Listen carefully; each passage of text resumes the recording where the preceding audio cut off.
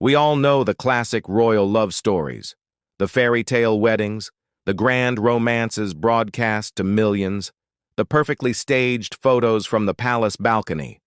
These are the stories we're meant to see. But what about the love stories that were never supposed to get out?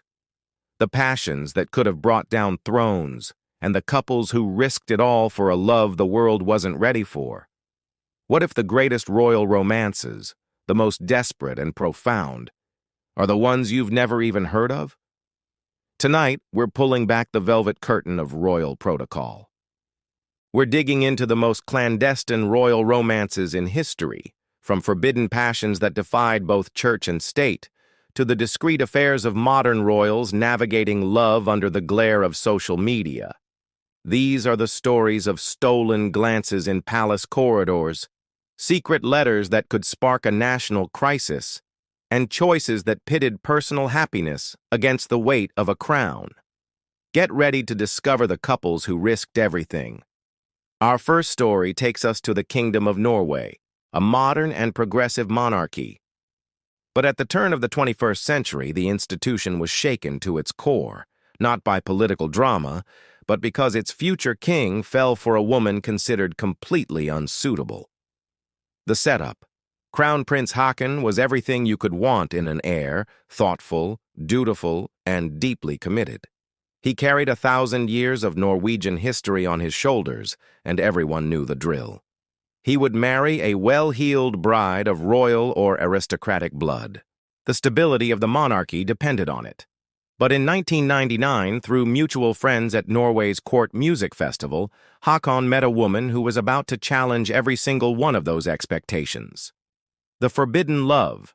Her name was Mette-Marit Jesem Høiby. She was charismatic and intelligent, and Prince Haakon was, by all accounts, immediately smitten. For the royal court, however, her background was a public relations nightmare. Mette-Marit was a commoner and a former waitress who had taken 6 years to finish high school. More alarmingly for conservative Norwegians, she was a single mother. Her son, Marius, was from a relationship with a man convicted of drug-related offenses. Mette-Marit herself had been part of Oslo's rave scene, a life she later admitted was wild. This wasn't just a small obstacle. It was a constitutional crisis in the making. The heir to the throne was in love with a woman whose past was tied to a world the monarchy was meant to be separate from. The criticism grew from a whisper to a roar. Could a woman with such a checkered past ever be queen? The couple then made the bold decision to live together before marriage, which only fanned the flames of public outrage. For some, she was a modern-day Cinderella. For others, she was a threat to the crown itself. The risks and the secret. The real secret here wasn't the relationship, but the battle raging behind palace doors. Prince Haakon refused to back down. He was in love, and he reportedly gave his father, King Harald V, an ultimatum. He would marry Mette-Marit, or he would renounce his right to the throne. The king was now faced with a decision that could define the future of his family and his country. The public pressure was immense, with the media dissecting every detail of Mette-Marit's past. For the relationship to survive, and for the monarchy to endure, something had to give.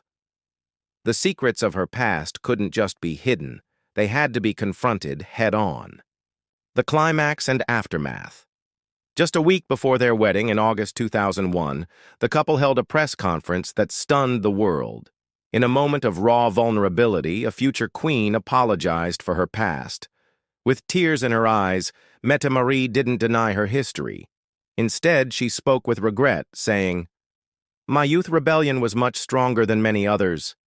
That resulted in me living quite a wild life," and she used the platform to condemn drug use.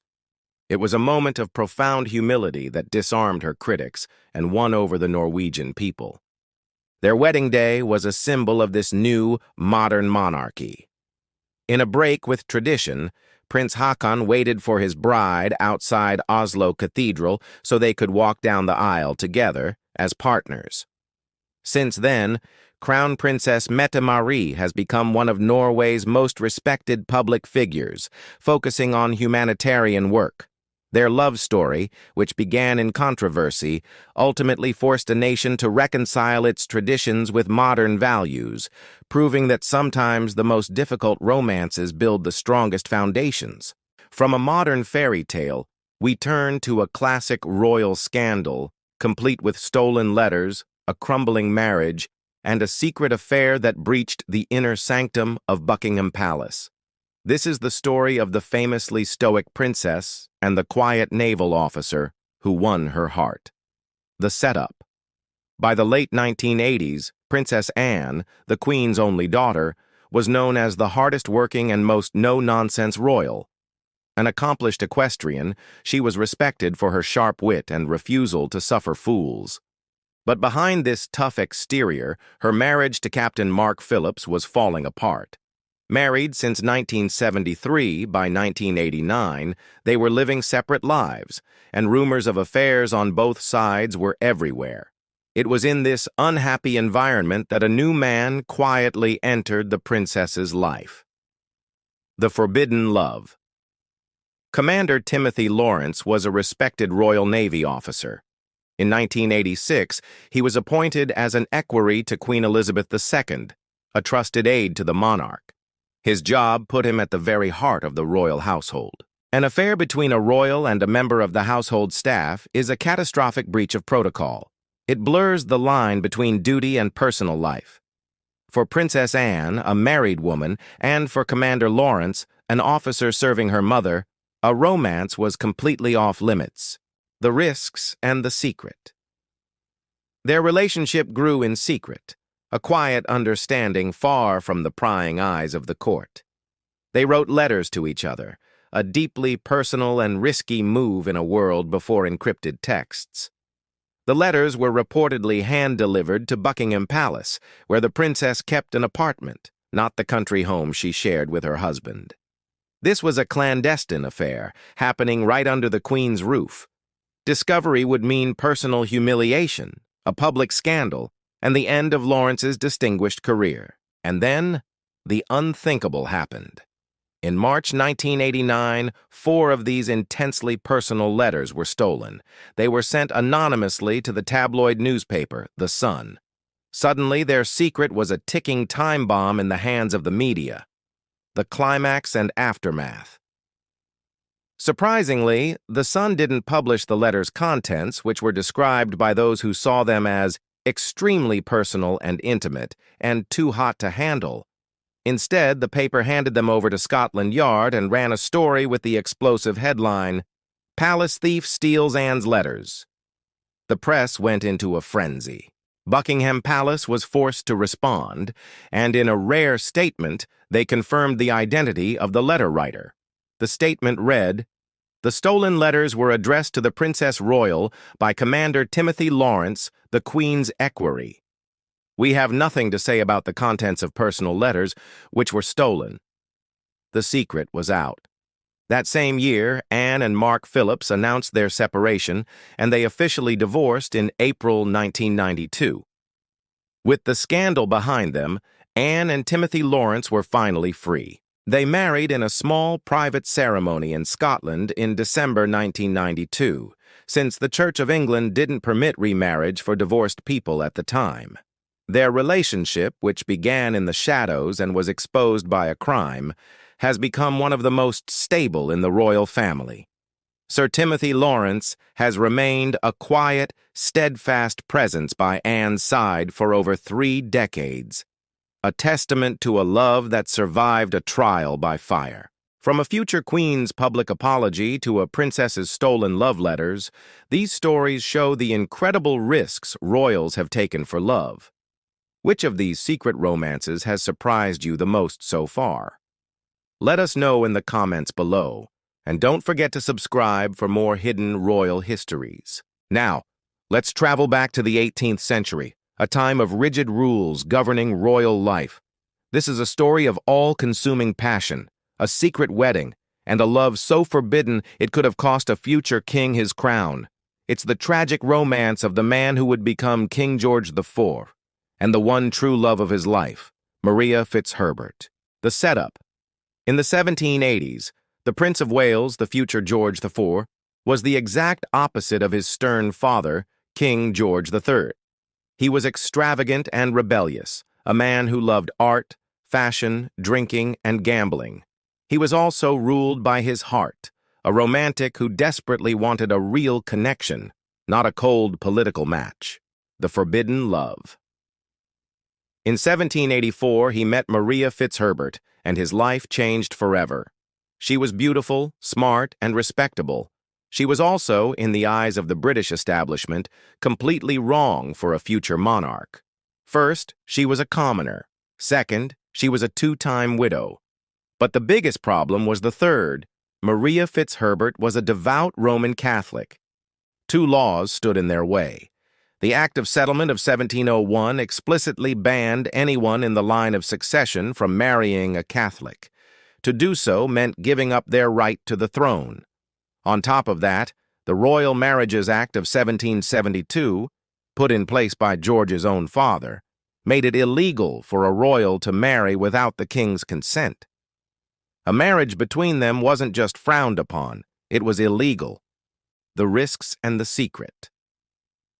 Maria, a woman of principle, refused to be the prince's mistress. George, so obsessed it bordered on madness, wouldn't take no for an answer. He pursued her relentlessly, and when she fled to Europe to escape him, he bombarded her with letters. He even staged a dramatic scene, stabbing himself just enough to appear to be dying, and had her brought to his bedside, where he threatened to kill himself unless she agreed to be his wife. Overwhelmed, she agreed. On December 15th, 1785, they were secretly married in her London drawing room. A clergyman from a debtor's prison was reportedly paid $500 to perform the ceremony and swear himself to secrecy. In the eyes of the Catholic Church and in their own hearts, they were husband and wife. But in the eyes of English law, the marriage meant nothing, and she had no legal standing. She was his secret, unacknowledged queen. The climax and aftermath. The prince's lavish lifestyle led to massive debts. By 1794, Parliament gave him a deal. They would clear his debts if he agreed to a suitable legal marriage to a Protestant princess. Pressured from all sides, the prince made a heartbreaking choice. He ended things with Maria and in 1795 married his cousin, Princess Caroline of Brunswick. The legal marriage was a legendary disaster. The prince was drunk at the wedding and found his new bride repulsive. They separated after the birth of their only child. His heart still belonged to Maria, and he eventually begged her to return to him. They reconciled for a time, but his cheating eventually drove them apart for good. Yet his love for her never faded. As he lay on his deathbed in 1830, King George IV gave his final order. He was to be buried with a miniature portrait of Maria Fitzherbert, hidden in a locket around his neck. It was a final, silent tribute to the woman he considered his true wife, the secret queen he had loved and lost. Our final story brings us into the 21st century, to a new generation of royals who are quietly rewriting the rules. Here, the secrecy isn't about scandal or forbidden love, but about a desire for the ultimate royal luxury, privacy. This is the story of Princess Margaret's grandson, Samuel Chatto, and a very modern kind of royal romance, the secret. Love. Sam is the grandson of Princess Margaret, Queen Elizabeth II's famously glamorous sister. As the son of Lady Sarah Chatto, he's in the royal family but far enough down the line of succession to live a life mostly out of the spotlight. He's an artist and a potter, a world away from the rigid rules that governed his relatives' lives. Sam Chatto's relationship with artist Eleanor Eskenazi is a perfect example of this new royal playbook. Their romance didn't explode in a storm of tabloid headlines. Instead, it grew quietly. Their secret wasn't about hiding something forbidden, but about a choice to let their relationship develop naturally, like any other young couple. The gradual reveal. The world learned about Sam and Eleanor not through a palace announcement, but through her slow and steady integration into the edges of royal life. She began appearing with him at major family events, like the Christmas Day service at Sandringham and King Charles's pre-Christmas lunch at Buckingham Palace. Each appearance was a small, quiet signal. No formal statement, no grand debut. It was a gentle reveal, suggesting a relationship that was serious enough to be included in the family's most private traditions. The press took notice, and engagement rumors swirled, but the story was one of a happy, blossoming romance, not a hidden affair. The aftermath. The story of Sam and Eleanor represents the new normal for many young royals today. The intense pressure that forced past generations into secret, often tragic affairs has eased for those further from the throne. They have the space to date, fall in love, and build a life with a partner of their own choosing, without needing Parliament's permission or risking a constitutional crisis. Their romance shows an evolution, from secrecy born of fear to privacy born of choice. Their quiet love story might not have the drama of a stolen letter or an illegal marriage, but it may be the truest royal fairy tale of all, the freedom to love openly, but on their own terms. From a king's dying wish to be buried with a portrait of his forbidden wife, to a princess's love affair exposed by stolen mail. From a future queen's tearful confession that won over a nation, to a young artist quietly joining the royals for Christmas.